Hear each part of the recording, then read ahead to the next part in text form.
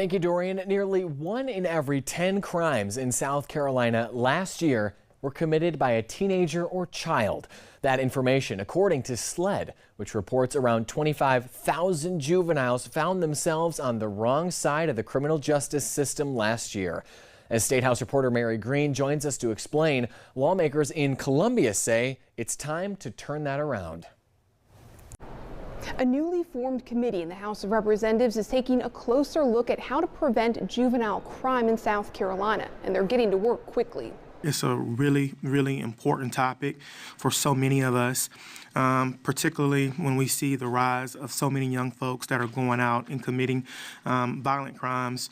There has to be a solution to this issue. The new Juvenile Crime Assessment and Strategic Reform Ad Hoc Committee met for the first time this week and is already scheduled to hear from state agencies and stakeholders and take public testimony next week. They want to hear from law enforcement, family court, educators, parents, and others who can provide insight into what's driving youth crime, especially gun crimes, and what they should do about it. That is our primary focus, is gun crime right now. We're not going to try and tackle truancy and things like that. They're also going to visit the Department of Juvenile Justice's campus and detention center in Columbia. Within the next 2 weeks, the committee plans to develop recommendations for legislation on short-term answers to this issue to file for when lawmakers return to session in January. This is a complex issue that can't just be answered by changing the age on how we prosecute them or changing which court they go to.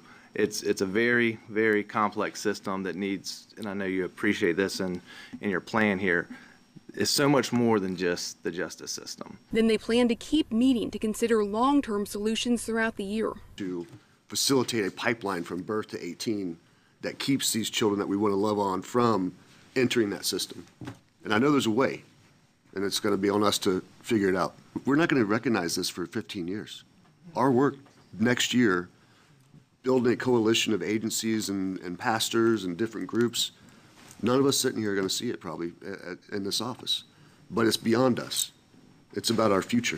And the committee will be taking public testimony on this issue here in Columbia next Thursday. Reporting from the State House, I'm Mary Green. Now, lawmakers say they really want to hear from South Carolinians specifically when it comes to juvenile crime because it affects every community uniquely.